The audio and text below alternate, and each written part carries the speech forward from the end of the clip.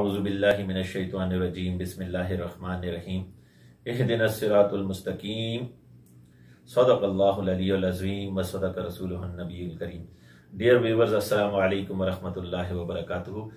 یہ جو آیت کریمہ میں نے پڑھی، رب تعالیٰ فرماتا ہے اہدنا الصراط المستقیم، اے بندے مجھ سے اس طرح سے دعا مانگ۔ پچھلی آیت میں کہا ایاک نعبد، میری عبادت کر، و ایاک نستعین، اور مجھ سے ہی توفیق مانگ۔ نستعین کا تعلق ایک طرف عبادت سے ہے کہ عبادت پر بھی توفیق مانگ، اور دوسری طرف آنے والی دعاؤں سے بھی ہے کہ اہدنا الصراط المستقیم، کس طرح سے مجھ سے مانگ؟ اس طرح سے کہ رب کریم مجھے استقامت کی راہ عطا فرما۔ استقامت کی راہ کیا ہے؟ صراط مستقیم کیا ہے؟ صراط مستقیم ایسی روشن راہ کو کہتے ہیں جس راہ پر کوئی گڈھا نہ ہو، کوئی گڑھا نہ ہو، کوئی اس میں جو ہے ڈائیورژن نہ ہو۔ وہ راہ آپ کو منزل تک پہنچا دے، اس وہ راہ کہیں سے کوٹی نہ ہوتی ہو۔ جب آپ اس راہ پر چلنا شروع کریں تو وہ منزل تک پہنچ کر دم لے، ایسی روشن ہو کہ ہر چیز اس روشنی میں عیاں ہو۔ اس راہ کو کہتے ہیں جس پر آپ جو ہے خوبی اور جو ہے وہ خرامہ خوبی کے ساتھ چلتے ہوئے اپنی منزل تک آسانی سے پہنچ جائیں۔ جس طرح سے بندہ اسلام آباد سے لاہور یا پشاور سے پنڈی اسلام آباد جاتے ہوئے موٹر وے پہ چڑھتا ہے تو دونوں طرف اس کے جنگلے لگے ہوتے ہیں، اس راہ پر نہ کوئی کڈا نہ کوئی گڑا، آپ ایک مخصوص رفتار سے چلے جاتے ہیں، اور اگر اپنی راہ کو خود کوٹا نہ کریں تو وہ راستہ یعنی جو موٹر وے ہے وہ آپ کو منزل تک پہنچا کر دم لیتا ہے۔ یہ تو ایک دنیاوی مثال ہے بلا تشبیہ و تمثیل۔ رب کی راہ اس سے بہت اعلیٰ ہے۔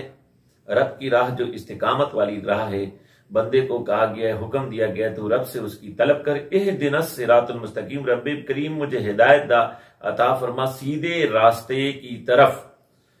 وہ جو راستہ جو تیرے ڈیوائن گائیڈنس کی طرف، تیرے دین اسلام کی طرف، تیرے حبیب علیہ السلام ان کی سنت کی طرف، ان کی رہنمائی رہبری میں تیری ذات تک پہنچانے والا ہو، ایسا روشن راستہ جس پر چل کر میں حقیقت کو اور تیری ذات کی معرفت کو آسانی سے پا سکوں۔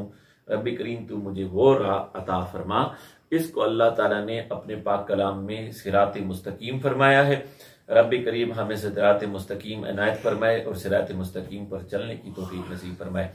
لیکن صراط مستقیم پر چلنے کے حوالے سے ایک بات یہ ضرور کہوں گا کہ پہلے ہمیں یہ بتلایا گیا کہ رب کی حمد کر کے رب کی عبادات پر استقامت مانگنے کی دعا کا ہمیں حکم دیا گیا ہے۔ یعنی استقامت کا ایک بڑا تعلق وہ رب کی عبادت سے اور رب کے احکامات کو ماننے سے اور رب کی حمد و ثنا سے تعلق رکھتا ہے۔